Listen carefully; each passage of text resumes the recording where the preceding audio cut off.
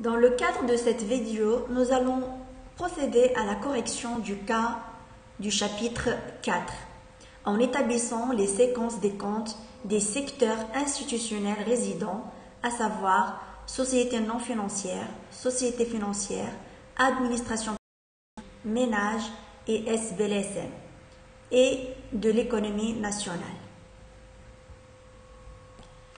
Concernant les séquences des comptes des sociétés non financières, nous allons d'abord commencer par la séquence des comptes courants.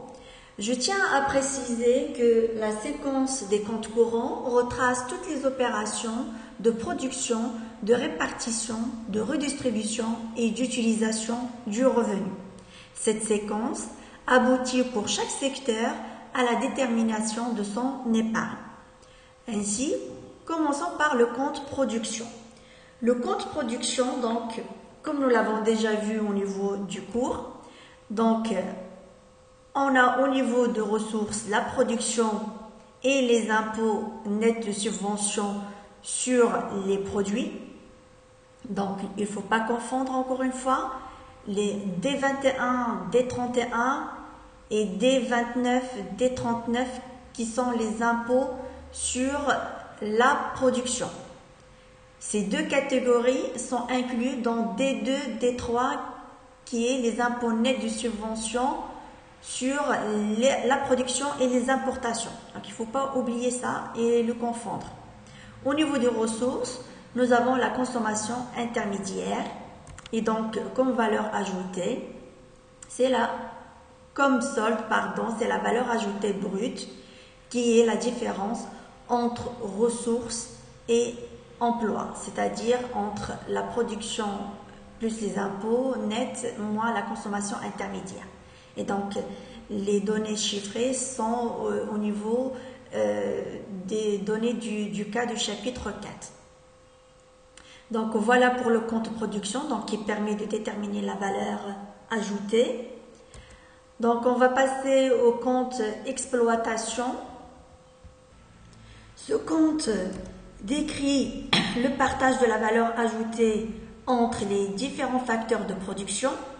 Ainsi, on a au niveau des ressources la valeur ajoutée brute, c'est-à-dire le solde du dernier compte, à savoir le compte de production, qui permet l'articulation entre ce compte et le compte d'exploitation.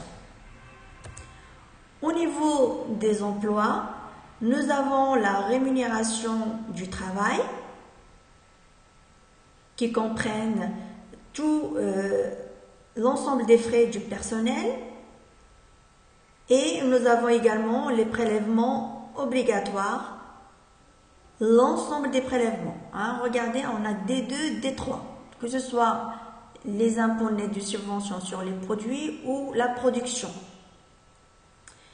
Le solde de ce compte est l'excédent brut d'exploitation ou revenu mix brut pour les entrepreneurs individuels, qui est la rémunération qui correspond à la rémunération du capital, qui est le deuxième facteur de production. Alors, le compte d'affectation du revenu primaire retrace la deuxième partie de la distribution primaire du revenu en prenant en considération les transferts liés aux revenus de la propriété tels que les intérêts, les dividendes et les autres revenus qui constituent une rémunération du capital financier ou terrain. Ainsi, nous avons au niveau des ressources le solde du dernier compte, à savoir l'excédent brut d'exploitation ou le revenu mixte brut. Nous avons la rémunération des salariés qui ne concerne que les ménages, donc on a une valeur 0. Nous avons également les impôts nets de subvention, D2, D3, qui ne concernent que les administrations publiques, donc une valeur 0. Et les revenus de la propriété reçus. Au niveau des emplois, nous avons les revenus de la propriété versés. Ainsi, la différence entre ressources et emplois nous permet d'avoir le solde des revenus primaires bruts. Le compte de redistribution secondaire du revenu primaire donc, nous permet de déterminer le revenu disponible d'une unité ou d'un secteur institutionnel. Ainsi, nous avons au niveau des ressources le solde des revenus primaires bruts et les impôts courants sur le revenu et patrimoine, D5, les cotisations sociales, les prestations sociales autres que transferts sociaux en nature et autres transferts courants. Au niveau des emplois, nous avons les mêmes opérations au niveau des ressources, mais versées, pas reçues. Aux ressources, elles sont reçues par ce secteur, à savoir les sociétés non financières, et aux emplois, ces mêmes opérations, mais versées. Et donc, la différence entre ressources et emplois nous permet de dégager le solde qui est le revenu disponible. Le compte de redistribution des revenus en nature se présente ainsi. En ressources, nous avons le revenu disponible, le solde du dernier compte, et les transferts sociaux en nature reçus. En emploi, les transferts sociaux en nature versés. Et donc, la différence entre ressources et emploi, nous avons le revenu disponible ajusté qui est égal au revenu disponible. Je tiens à le rappeler que les transferts sociaux en nature ne concernent que 3 secteurs. Les ménages qui les reçoivent et les administrations publiques et les ESBLSN qui les versent. Pour le compte d'utilisation du revenu disponible, nous avons ressources le revenu disponible qui est égal au revenu disponible ajusté dans le cas des sociétés non financières et en emploi les dépenses de consommation finale. Et comme aussi les dépenses de consommation finale ne concernent que 3 secteurs, à savoir les ménages, les sociétés, les ESBLSN et les administrations publiques, donc on a une valeur 0. Et donc, l'épargne, le solde de ce compte qui est l'épargne brute, elle est égale au revenu disponible, c'est-à-dire égale à la différence entre ressources et emploi.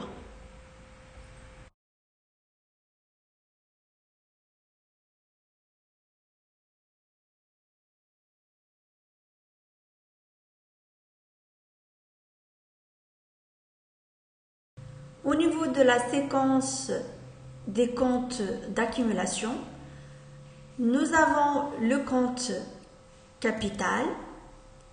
Donc ce compte enregistre toutes les opérations non financières qui ont un effet sur le niveau et la structure du patrimoine d'une unité ou d'un secteur institutionnel.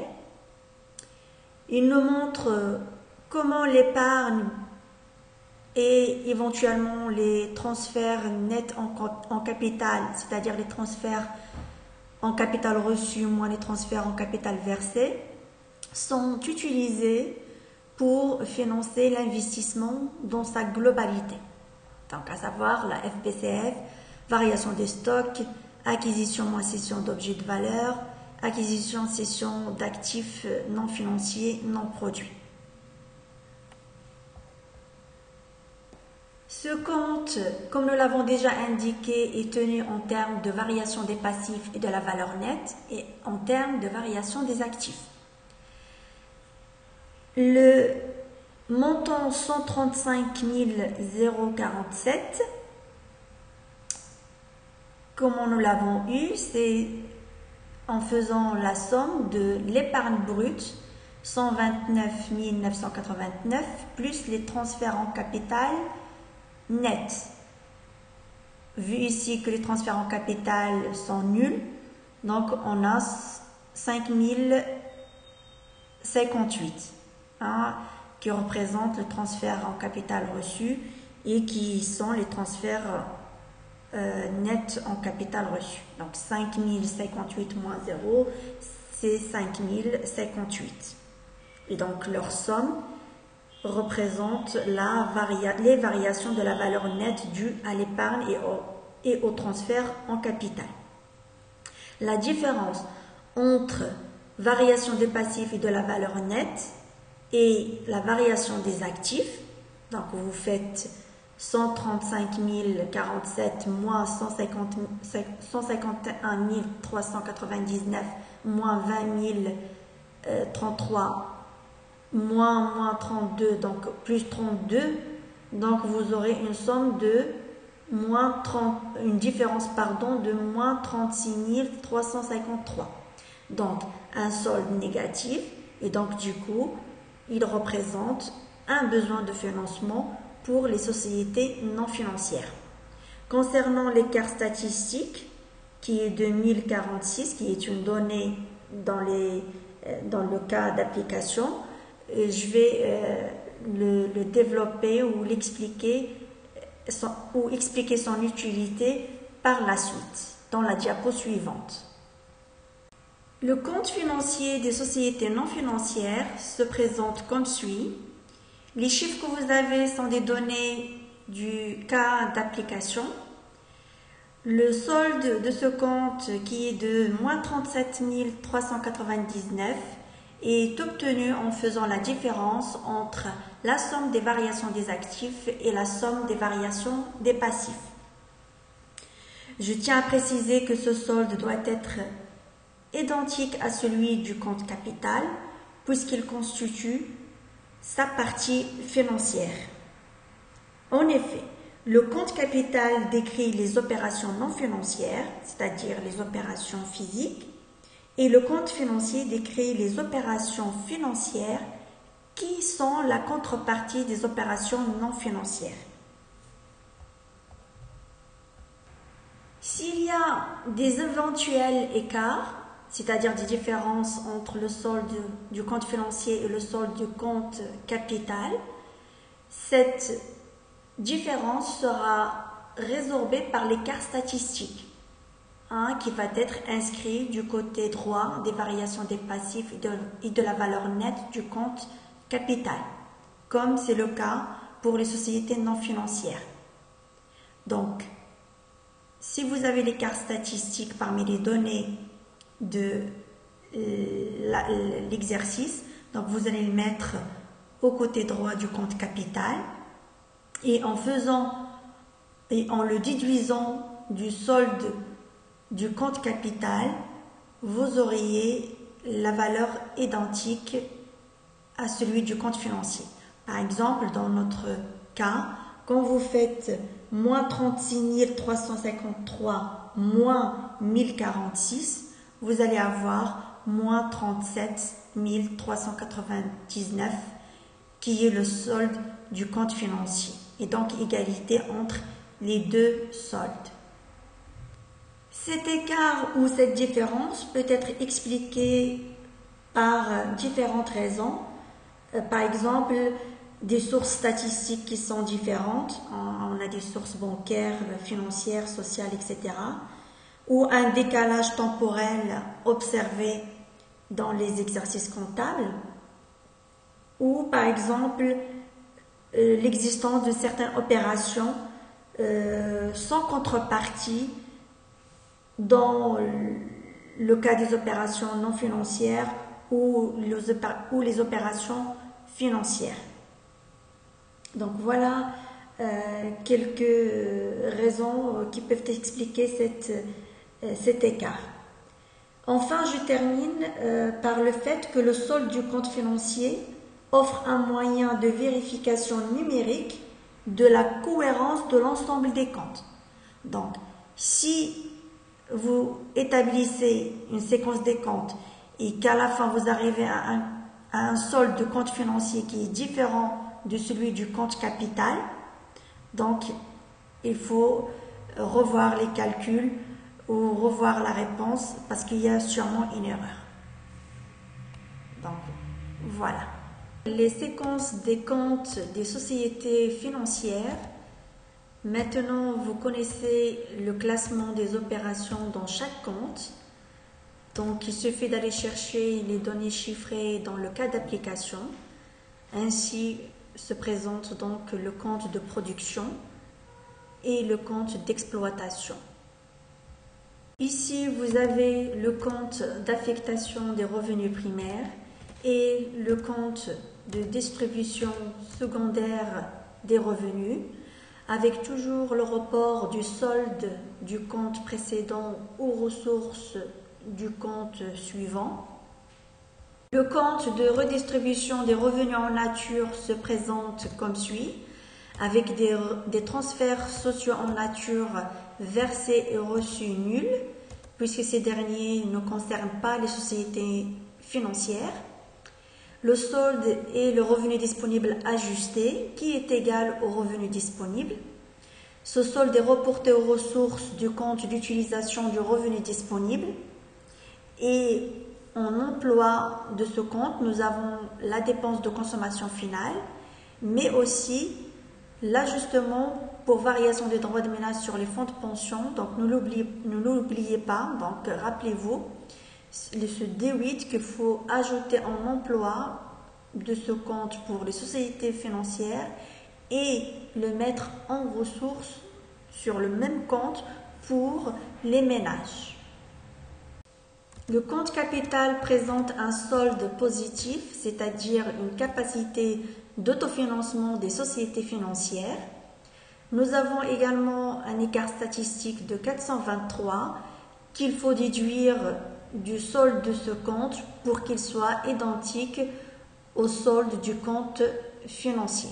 Le compte financier se présente comme suit, avec un solde positif de 15 297 qui est égal au solde du compte capital après prise en compte de l'écart statistique.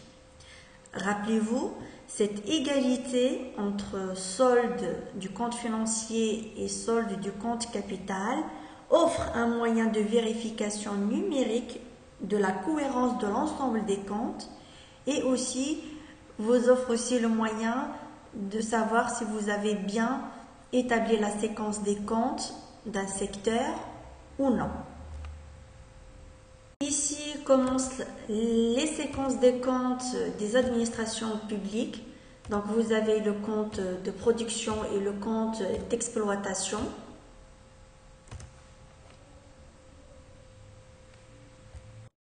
Ici vous avez la présentation du compte d'affectation des revenus primaires et du compte de distribution secondaire des revenus.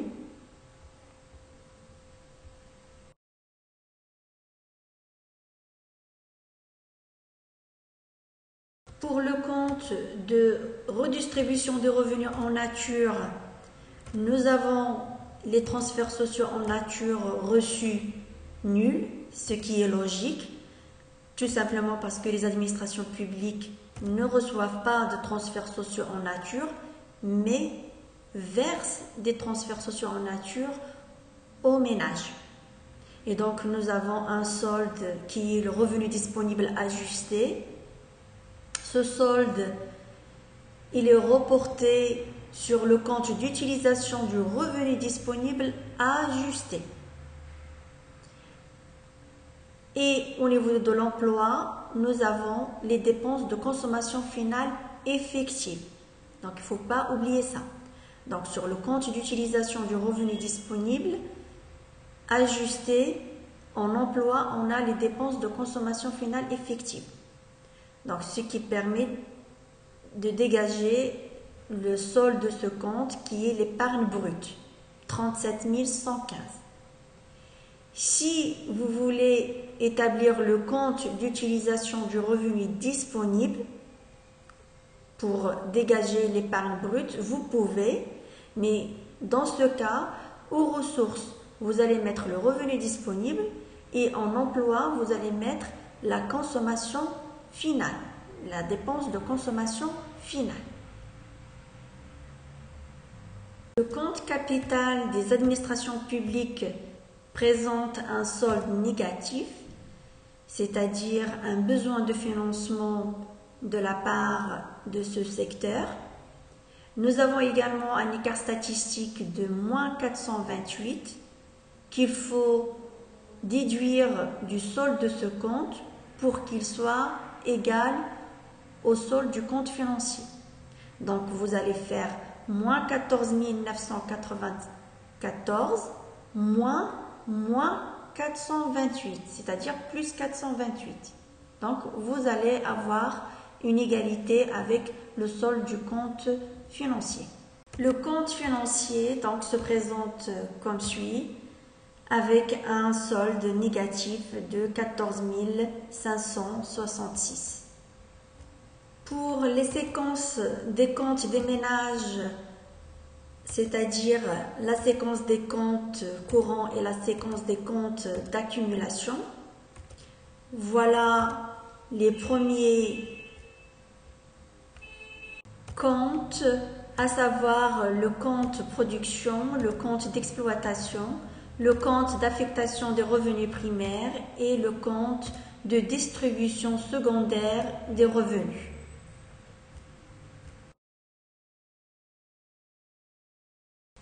Je vais m'attarder sur les deux comptes suivants, à savoir le compte de redistribution des revenus en nature. Donc en ressources, nous avons le revenu disponible qui est le solde du compte précédent et nous avons les transferts sociaux en nature reçus. Donc il faut savoir que c'est uniquement les ménages qui reçoivent les transferts sociaux en nature. Ils ne versent pas, donc du coup en emploi on a 0. C'est seulement les administrations publiques et les ISBLSM qui versent des transferts sociaux en nature. Ainsi, la différence entre la somme des ressources et la somme des emplois nous donne le revenu disponible ajusté de 738 085. Ce revenu disponible ajusté, on peut le reporter sur le compte d'utilisation du revenu disponible ajusté aux ressources. Et en emploi, on met la dépense de consommation finale effective. Mais dans notre cas, on va établir le compte d'utilisation du revenu disponible. Donc, aux ressources, nous devrions mettre le revenu disponible qui est de 651 656 et aussi ne pas oublier le D8, c'est-à-dire l'ajustement pour variation des droits de ménage sur le fonds de pension. L'objectif, c'est pour faire apparaître dans l'épargne des ménages l'excédent de leur cotisation à ces fonds, c'est-à-dire les fonds de pension. Donc, il ne faut pas oublier ça. C'est aux ressources du compte d'utilisation du revenu disponible pour les ménages et en emploi sur le même compte, mais pour les sociétés financières. Il faut se rappeler de ça. Si vous avez l'ajustement pour variation des droits de ménage sur les fonds de pension, comme donné dans l'exercice. Et au niveau de l'emploi, donc, on va mettre les dépenses de consommation finale. La différence entre la somme des ressources, c'est-à-dire 651 656 plus 2947, moins la somme des emplois, c'est-à-dire moins 562 868, permet de calculer le solde de ce compte qui est l'épargne brute qui est égal à 91 735. Donc je tiens à le rappeler encore une fois, vous pouvez aussi trouver l'épargne brute en établissant le compte d'utilisation du revenu disponible ajusté, mais dans ce cas-là, il faut mettre en ressources le revenu disponible ajusté, sans oublier la D8 si vous l'avez comme donnée, et en emploi la dépense de consommation finale effective. Et vous auriez le même montant de l'épargne brute. Le compte capital se présente comme suit. Donc, nous avons au niveau des variations des passifs et de la valeur nette l'épargne brute, le solde du dernier compte. Et nous avons aussi les transferts en capital reçus et les transferts en capital versés. Donc, si vous avez dans les données de l'exercice ces deux éléments, transfert en capital reçu tel montant, transfert en capital versé tel montant, donc vous allez les inscrire comme c'est présenté ici, avec le montant qui correspond au transfert en capital reçu et le montant qui correspond au transfert en capital versé, mais avec le signe moins quand vous faites le calcul. Mais comme dans notre cas, nous avons comme données seulement les transferts nets en capital, c'est-à-dire déjà ils ont fait la différence entre transfert en capital reçu et transfert en capital versé. Donc vous pouvez aussi également mettre seulement des nefs transfert net en capital égale 9. Normalement, ça doit être corrigé. Mais pour l'ensemble du corrigé de ce cas d'application. Normalement, pour le compte financier, donc une fois on a le classement des opérations dans ce compte, donc on va aller chercher les données chiffrées dans le cas d'application. Il faut savoir que c'est les mêmes opérations qui se répètent au niveau des variations des passifs et des actifs, sauf F1 qui est en plus au niveau des variations des actifs. Donc le compte financier, il est facile à retenir. Alors, la différence entre les variations des actifs, la somme, des variations des actifs et la somme des variations des passifs et de la valeur nette, donc permet de calculer le solde de ce compte qui va être mis du côté droit, donc qui est égal à 14 224. Ce solde doit être identique au solde du compte capital après la prise en compte de l'écart statistique s'il y en a. Cette égalité, encore une fois, je le répète, va vous prouver que vous avez bien établi les séquences des comptes d'un secteur institutionnel. Les séquences des comptes des institutions sans but lucratif au service des ménages, ESBLSM. Donc, une fois on a le classement des opérations pour chaque compte, donc on peut les établir en cherchant les données chiffrées au niveau du cas d'application ou de l'exercice. Pour le compte capital, nous avons au niveau des variations des passifs, pour le compte de redistribution des revenus en nature, donc les ISBLSM sont concernés par les transferts sociaux en nature et seulement ceux qui sont versés, parce que c'est elles versent les transferts sociaux en nature aux ménages. Et donc, on a au niveau des ressources le revenu disponible et on emploie les transferts sociaux en nature versés. La différence entre les ressources et les emplois, donc, nous donne le revenu disponible ajusté. Celui-ci sera reporté dans le compte suivant, à savoir le compte d'utilisation du revenu disponible ajusté au niveau des ressources et au niveau des emplois. Donc, on met la dépense de consommation finale effective. Donc, celle-ci, c'est une donnée de l'exercice. Si elle ne l'est pas, donc, vous savez comment la trouver. C'est la consommation finale moins les transferts sociaux en nature. pour les ISBLSM. Alors, la différence entre les ressources et les emplois, donc nous permet de trouver le solde de ce compte qui est l'épargne brute, qui est égal à 3303. Cette épargne brute, on peut aussi la trouver d'une autre façon en établissant le compte d'utilisation du revenu disponible pour ce secteur, en mettant en ressources le revenu disponible et en emploi dépenses de consommation finale. Et donc on trouve la même épargne brute en établissant deux comptes différents ou en la calculant de deux manières différentes. Le compte capital présente un solde positif qui correspond à une capacité d'autofinancement des ISBLSM.